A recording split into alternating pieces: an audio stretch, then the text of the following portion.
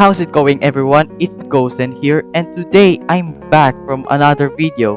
So today I'm going to do something that is very different from what I usually upload.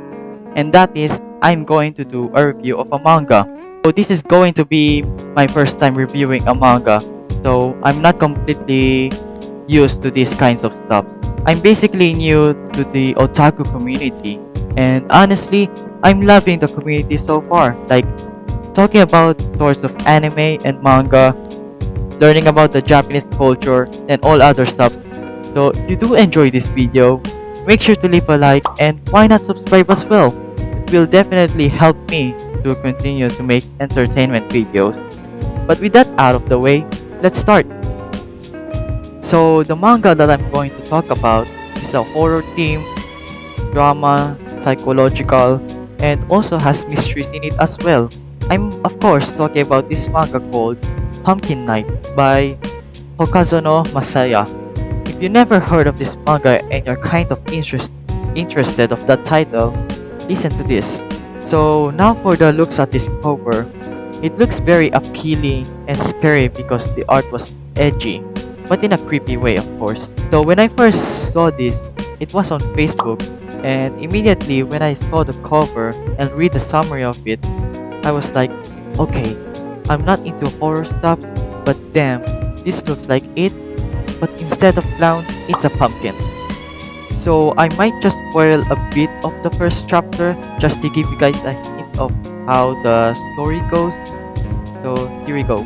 Essentially, this manga is about a deformed girl with a pumpkin on her head named Kirino Naoko, who goes to kill all the people who bullied her in the past. Then there's this guy named Makino Kazuya, who is Naoko's friend and had a rather relationship with her that no one else knew.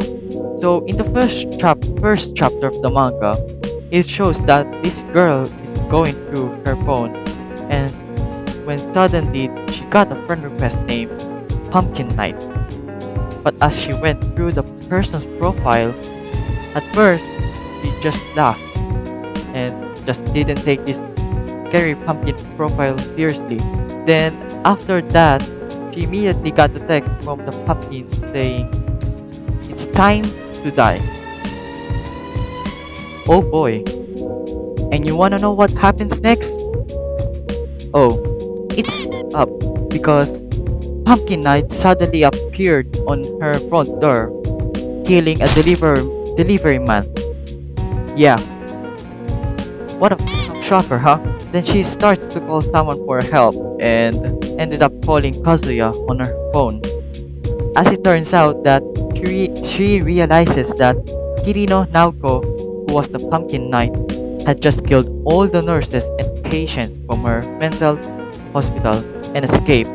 So that sounds very terrifying and very fast story so far, right? But hold up, no.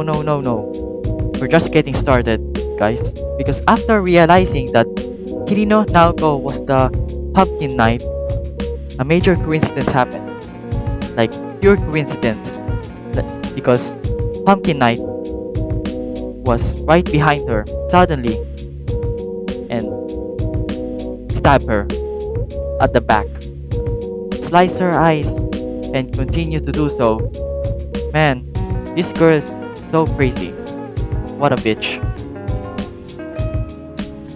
So after getting stabbed in the back, or at the back rather, and slice her eyes because Pumpkin Knight was such a savage, she eventually starts to escape from Pumpkin Knight, and because she lost her eyes, she eventually got into a road and got crashed brutally by the truck.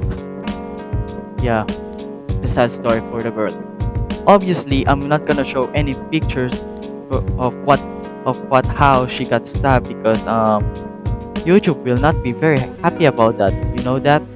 So if you do can handle your creepy style and gory and murder mystery kinds of manga or anime or whatever the kind of entertainment shows that, then I guess I suggest that you take a good read of this manga and see for yourself. But if you are easily get sick from seeing extreme and excruciating violence, then you might just have to skip this one. I mean, every chapter or even every page were just a complete mess and very violent. Oh, it's also worth noticing that the art style for this manga is really distinct and very creepy as well. Like, holy, how can you draw this so good? Like, oh my gosh, I wish I can draw like that. But enough for that. I mean, the amount of attention to details that the creator put into his drawings were just so good. Like, I fell in love with this art style. Like, I wanna draw something like this in the future. So for example, like every fight or murder that the Pumpkin Knight did has amazing art. Like, it's very vivid and really unique for the horror theme. Also gives me goosebumps of how creepy, how distinct the art style was from this manga, because when I first read this all the way to the latest chapter, because I believe that the manga is still serialized to this day, I was like, I wanted to see more of these creepy looking murderers, these creepy looking monsters, and just wanted to see more horror.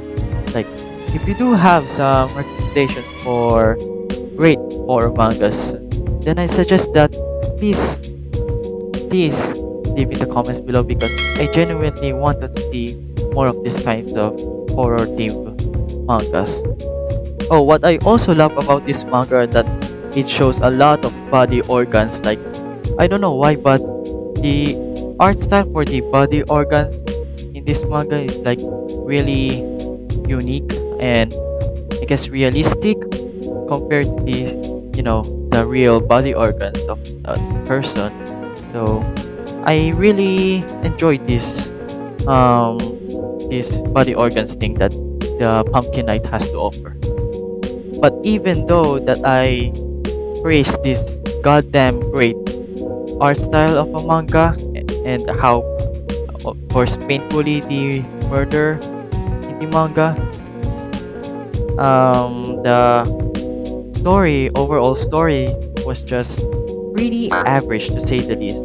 I do quite enjoy a bit of story behind the killing and why she keeps doing this murder, and it's just that sometimes it's too much. Like, keep keep it down. Like, it's too much. I mean, like I said, I'm not used to horror stuff, so I guess that's why I find that pretty uncomfortable. And the one thing I have a problem with in this manga is the characters, like including the Pumpkin Knight as well.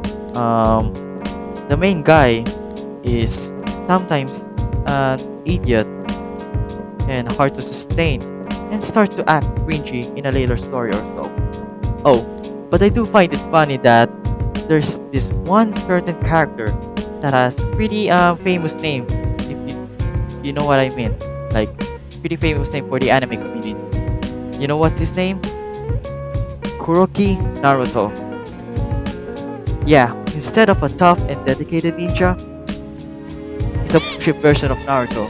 Oh my gosh. Like, his personality was just crap, and he acts like the boss, but deep inside, like, he's very scared from what is happening in his life. I mean, there's still plenty of characters who's like that, but I do suggest that you read it and see for yourself that how sometimes the characters are a pain to deal with. So overall, I kinda enjoy this manga, and if I have to give it a rating, I think it's a solid 5 or 6 out of 10. But hey, that's just my opinion. You can disagree with me on that. So yeah, I think that's gonna be it for today. I hope you enjoy my first review video for today, and if there are any suggestions of manga or anime that you think are worth mentioning or worth reviewing, then please let me know. I would love to make a video about them soon. So yeah, that's the end of it, and I'll see you guys later. Bye.